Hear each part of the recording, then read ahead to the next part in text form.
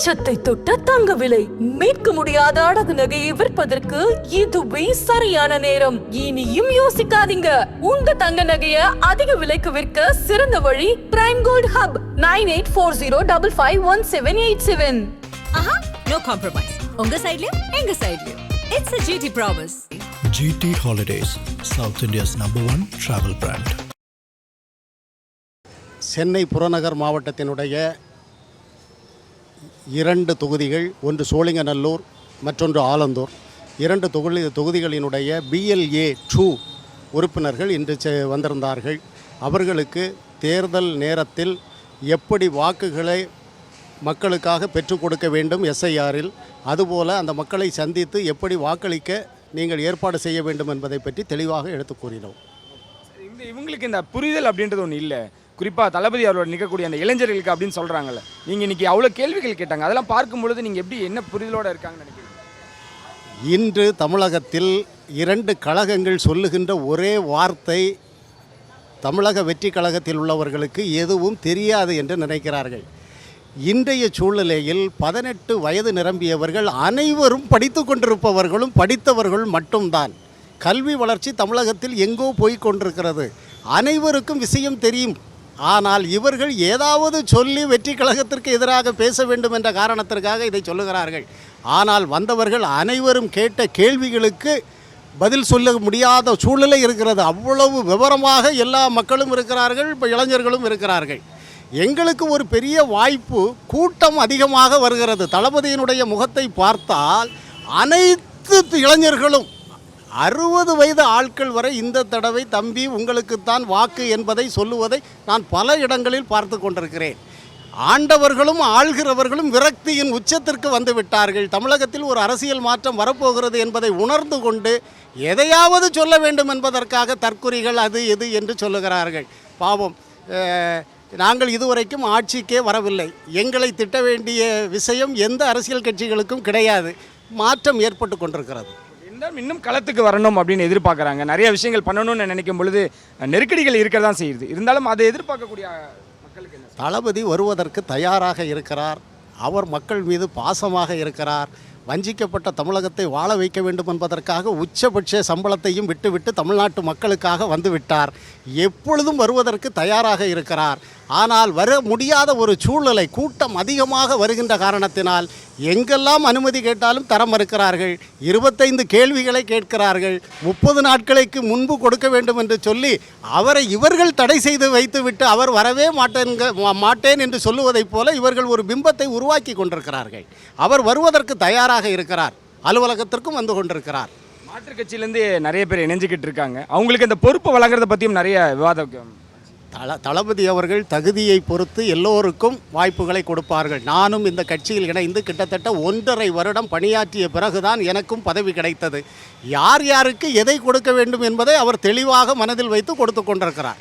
பொதுச் செயலாளர் அவர்களும் யார் கட்சியில் பணியாற்றுகிறார்கள், சிறப்பாக செயல்பட்டு கொண்டிருக்கிறார்கள் என்பதை அவ்வப்போது தளபதியிடம் எடுத்து கூறி அவர்களுக்கு என்ன பதவி கொடுத்தால் சிறப்பாக இருக்கும் என்பதை அவர் பெற்றுக் கொடுத்து கொண்டும் இருக்கிறார். அவரோட முகத்துக்காக சேர்ற கூட்டம் ஒரு பூத்தில், தமிழ்நாடு முழுக்க இருக்கக்கூடிய பூத்தில் அவங்களோட ஆளை நிரப்ப முடியுமா அப்படின்னு கேள்வி கேட்குறாங்க. திமுகவுக்கு அதிமுகவுக்கு 5 பேர் இருந்தால் எங்களுக்கு 50 பேர் இருக்கின்ற ஒரு சூழ்நிலை இருக்கிறது. அதை நீங்கள் தேர்தல் களத்தில் சந்திக்கப் போகிறீர்கள், நீங்களும் பார்க்க போகிறீர்கள். 2026 தளபதி நிற்கக்கூடிய இடங்களில் நான் நிற்க போகிறேன், நான் அவரை எதிர்த்து நிற்க போகிறேன் அப்படின்னு சொல்லக்கூடியவங்களுக்கு உங்களோட பதில்? பாவம், அவருக்கு டெபாசிட் கூட கிடைக்காது யார் எதிர்த்து நின்றாலும். அதாவது எல்லோரும் கூரை ஏறி கோழி பிடிக்க தெரியாதவன் வானம் ஏறி வைகுண்டம் போகிற கதையாக இருக்கிறது. தளபதி இன்று தமிழகத்தினுடைய ஒரு கரிஸ்மேட்டிக் லீடர். அவர் பிரச்சாரத்திற்கு போக வேண்டிய தேவை இல்லை. அவர் நாமினேஷன் மட்டும் போட்டுவிட்டு வீட்டில் இருந்தாலே வெற்றி அவரை தேடி வருகின்ற ஒரு சூழ்நிலை மண்ணில் இருந்து கொண்டிருக்கிறது. பாவம், எதையாவது பேச வேண்டும் என்று சொல்லி பேசிக் கொண்டிருக்கிறார்கள். அதான் பூத்தில் வந்து என்னென்ன எப்படி நம்ம ஃபார்ம் ஃபில்அப் பண்ணணும், வாக்காளர்களை எப்படி சேர்க்கணும், அதை பற்றி சொல்லி கொடுத்துருக்காங்க. தெரியாதவங்களுக்கு தெரிஞ்சுக்கிற மாதிரி விளக்கமாக சொல்லி கொடுத்துருக்காங்க. இந்த பயிற்சி முகாமையும் நிறைய பேர் கிண்டல் அடிக்கிற மாதிரி நிறைய விஷயங்களை பகிர்ந்துக்கிறாங்க. இப்போ தான் அவங்க கற்றுக்கவே ஆரம்பிச்சிருக்காங்க, இப்போ தான் படிக்கவே ஆரம்பிச்சிருக்காங்க அப்படின்றாங்க. அவங்களுக்கு என்ன சொல்லுங்கள்? அதான் குழந்தையாக பிறந்தால் ஒரு ஸ்டேஜில் ஒன்று கற்றுக்கிற மாதிரி தான் இருக்கும். அந்தமாரி நாங்கள் இப்போ எங்களோட இதுவை கற்றுக்கிறோம், எங்களோட உரிமையை நாங்கள் தெரிஞ்சுக்கிறோம். அதுக்குள்ளே முதல்வர் ஆசையா? அது வந்து முதல்வர் ஆசையான்றது எல்லாருக்கும் உண்டான விஷயம் தான். அதை வந்து எப்படி வேணாலும் நம்ம எடுத்துக்கலாம். தெரியாதவன் தான் தெரிஞ்சுக்கணும், தெரிஞ்சவன் தெரியாதுன்னு சொல்ல முடியாதுல்ல, அதுமாரி தான் பிரதர். அவரோட பயணிக்கும் பொழுது, விஜய் அவர்களோட பயணிக்கும் பொழுது அந்த களம் எப்படி இருக்குது? கரூர் சம்பவத்துக்கு அப்புறம் மக்கள் எப்படி உங்களை பார்க்குறாங்க? மக்களோட விருப்பம் நாளை முதல் அவர் தான்ன்ற மாதிரி இருக்காங்க. இல்லை, உங்களுக்கு அங்கே போயிட்டு வந்த அந்த இன்சிடென்ட் அதெல்லாம் பார்க்கும்பொழுது உங்கள்கிட்ட எதுவும் கேள்விகள் கேட்கலையா? மக்கள் உங்களை எப்படி ஏற்றுக்கிறாங்க? அவங்க இப்போ போகும்பொழுது என்னென்ன மாதிரி விஷயங்கள் உங்கள்கிட்ட கேட்குறாங்க? பிரதர், அதை வந்து எல்லாருக்கும் வெட்ட வெளிச்சமாகிடுச்சு. இது யார் பண்ணியிருப்பாங்க, யார் பண்ணாங்கன்னு எல்லாருக்கும் வெட்ட வெளிச்சமாகிடுச்சு பிரதர். இப்போ அவர் இன்னும் களத்துக்கு வரல அப்படின்ற ஒரு விஷயங்கள் எல்லாரும் சொல்லிக்கிட்டே இருக்காங்க. அது கொஞ்சம் வருத்தமாக இருக்கா உங்களுக்கு? பிரதர், வருத்தமாகறதோட அவர் வர விட மாட்டுறாங்க, அவ்வளோதான் சொல்ல முடியும். குறின்னு சொன்னவங்க எல்லாருக்கும் அவரே பதில் கொடுத்துட்டாரு. இருந்தாலும் தொடர்ச்சியாக அந்த வார்த்தைகளை முன் வச்சுக்கிட்டே இருக்காங்க. பேசுகிற வாய் பேசிட்டு தான் இருக்கோம் பிரதர். நம்ம செய்கிறத செயலாக சிந்தனையோடு செஞ்சுட்டு போயிடும். இன்னும் பரப்புரை. ஒரு காலத்தில் அரசியல்னா யாருக்குமே என்னன்னே தெரியாது ப்ரோ. இன்றைக்கி அவர் வந்த ஒரு விஷயத்தினால தான் இன்றைக்கி சின்ன பசங்கள்லேருந்தே சொல்கிறேன், எங்கள் வீட்டாண்ட நிறைய சின்ன பசங்க இருப்பாங்க.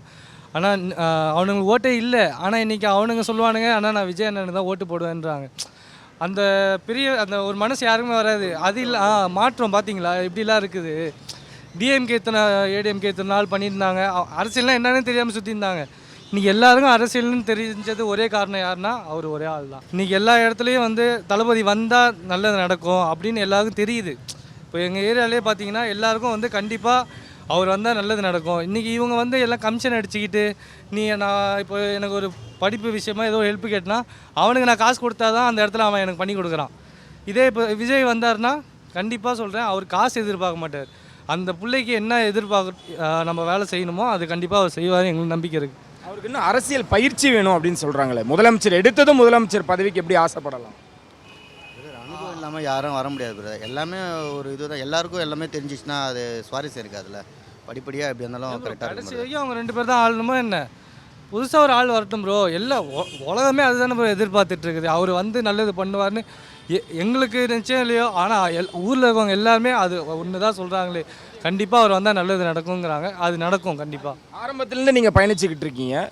இப்படி பார்க்கும்பொழுது மாற்றுக் கட்சியினர் வந்து இங்கே இணைஞ்சிக்கிட்டு இருக்காங்க. உங்களுக்கு அதில் ஏதாவது ஒதுக்குறாங்க, அந்த மாதிரியான விஷயங்கள் பாகுபாடு ஏதாவது நடக்குதா? அப்படிலாம் ஒன்றுமே இல்லைங்க பிரதர். வந்தாரே வாழ தமிழகம்னு எதுக்கு சொல்லியிருக்காங்க. அதுமாதிரி வரவங்க அரவணிக்கிற எங்கள் தளபதி, அவ்வளோதான்.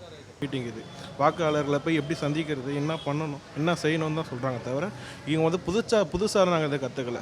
ஏற்கனவே நாங்கள் வந்து எல்லா எலெக்ஷனுமே நாங்கள் பார்த்துருக்கோம். பார்க்காம புதுசாக ஒன்றும் நாங்கள் பார்க்கல. இது விஜயோட பயணிக்கும் பொழுது உங்களுக்கு எப்படி இருக்குது?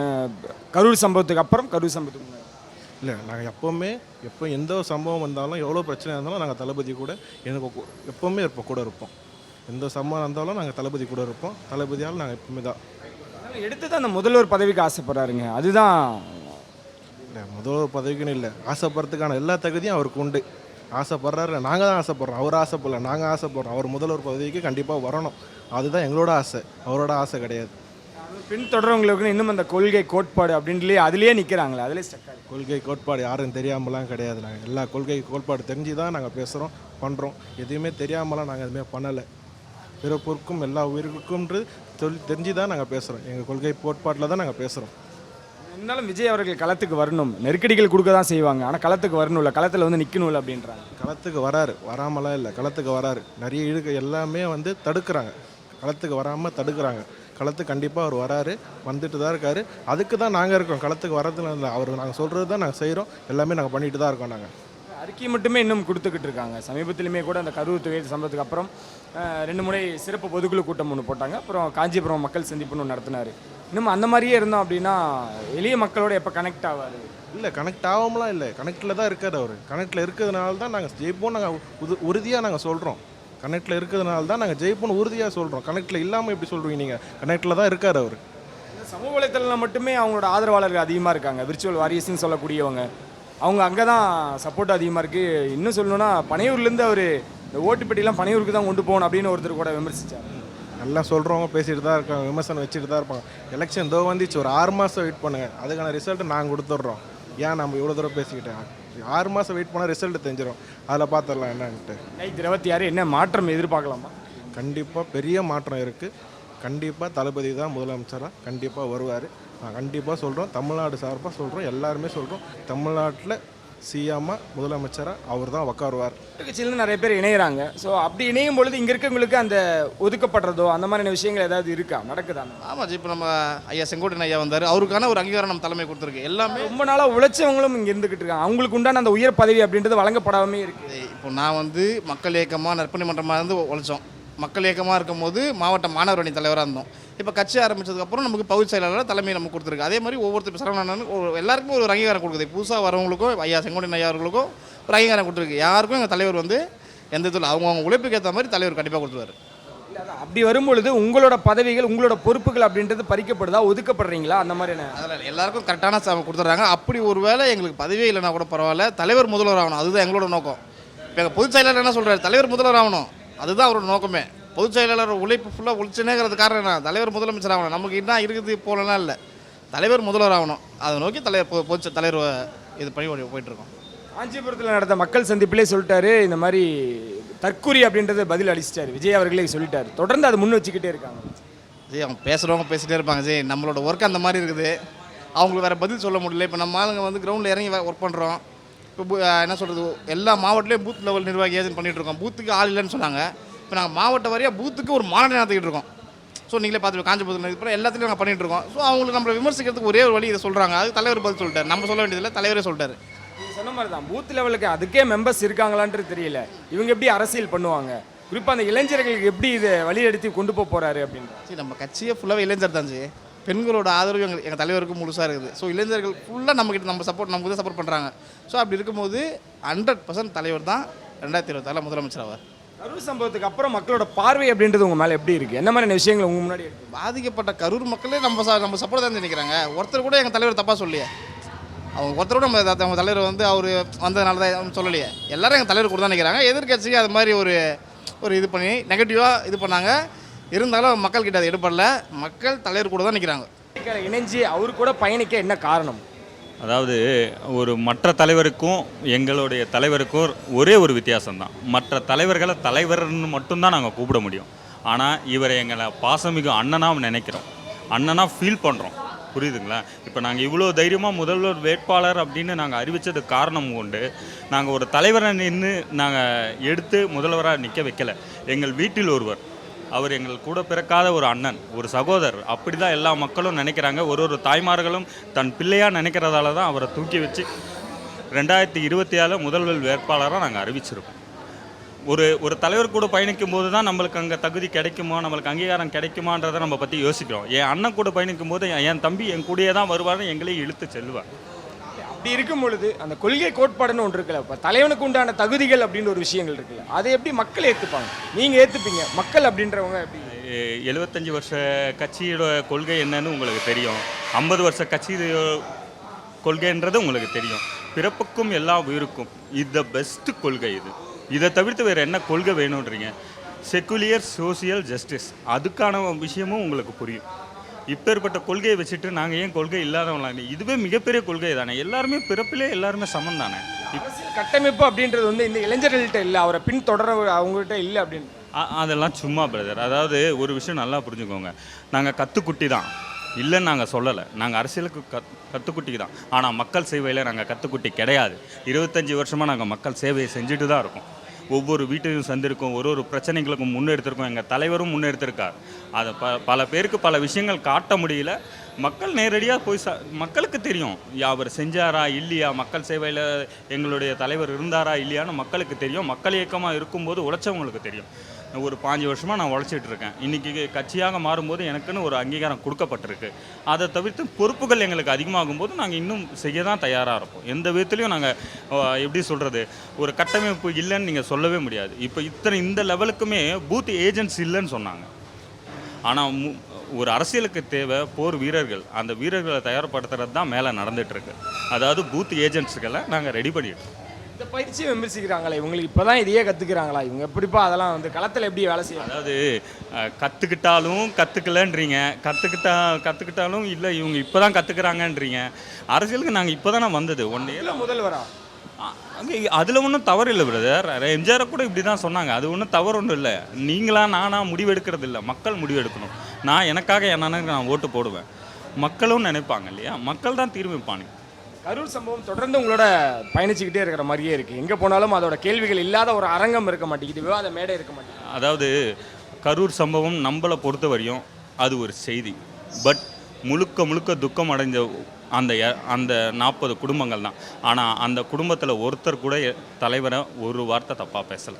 அவர் மேலே துளியளவு கூட தவறு இல்லைன்னு அந்த மக்கள் சொன்னாங்க. அதுதான் மிகப்பெரிய மக்கள் தீர்ப்புன்னு நான் நினைக்கிறேன். இவங்க வந்து அந்த கட்சியோட பி டீம், இந்த கட்சியோட சி டீம் அப்படிலாம் சொல்கிறாங்களா, அந்த பிம்பம் எதாவது இருக்கா? ஏன்னா கரூர் சம்பவத்துக்கு அப்புறம் ஒரு பெரிய கட்சி வந்து அவங்கள வந்து கட்டமைச்சிட்டாங்க, அவங்கள கண்ட்ரோல் எடுத்துட்டாங்கன்றாங்க. அப்படியெல்லாம் கிடையாது பிரதர். இங்கே அதாவது உயர்நீதிமன்றத்தில் நியாயம் கிடைக்கலன்னு தான் உச்சநீதிமன்றம் போனது. அதனால் உடனே அங்கே பி டீம், அவங்க சப்போர்ட்டு அப்படின்லாம் யாருமே இங்கே சொல்லவே முடியாது.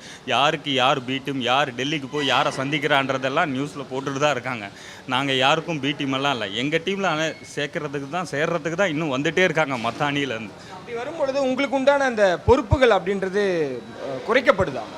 கிடையாது பிரதர். அதாவது முன்னாடி இருந்த பொறுப்புகள் அப்படின்னு பார்த்தீங்கன்னா ஒரு பகுதிக்கு ஒரு தலைவர் இருப்பார், குறைவாக தான் இருப்பாங்க, தலைவர்கள் இருப்பாங்க, அதுக்கான வேலைகள் இருக்கும். அவங்க 20 வருஷம் நீங்கள் கேட்குற கேள்வி என்னென்னா, புதுசாக ஒரு ஆள் வந்த பிறகு 30 வருஷம் நீங்கள் உழைச்சவங்கெல்லாம் நீங்கள் ஒதுங்கிடுவீங்களான்னு கேட்குறீங்க. ஒதுக்குறாங்களான்னு கிடையாது. அப்படி கழகமும் எங்களை ஒதுக்கலை, எங்களை சார்ந்த மாவட்ட செயலாளர்களும் அப்படி ஒதுக்கவும் இல்லை. ஏன்னா யாருக்கு என்ன சேவை, அவர் எத்தனை வருஷம் இருந்தார். இப்போயும் ஒரு எக்ஸாம்பிள் கூட நடந்தது. வேறு மாற்றுக் கட்சியிலேருந்து இங்கேயே ஒரு ஆள் சேர்ந்தார், ஆனால் அவருக்கு எந்த பதவியும் கொடுக்கல. அவர் அப்படியே தான் வச்சுருக்காங்க. பட் உழைச்சவங்களுக்கு பதவி கொடுத்துருக்காங்க. சாதாரண மக்கள், டீ கடை வச்சுருக்கவங்க, ஆட்டோக்காரர்கள், அவர்களுக்கெல்லாம் ஒரு பகுதி செயலாளராகவோ ஒரு வட்ட செயலாளராகவோ எல்லா பதவிகளும் தரமாக கொடுக்கப்பட்டது. எந்த ஒரு சின்ன வேறுபாடு, ஒதுக்கப்பட்ட நிலைமைகள் எதுவுமே தாவேக்கல கிடையவே கிடையாது. 2026 என்ன எதிர்ப்பாங்க? 2026 நிஜமாலே சொல்லணுன்னா எங்கள் அண்ணன் அவர் சிஎம் ஆகணும், அவ்வளோதான். இதுக்காக மட்டும்தான் நாங்கள் உழைச்சிட்ருக்கோம் பகலாம்.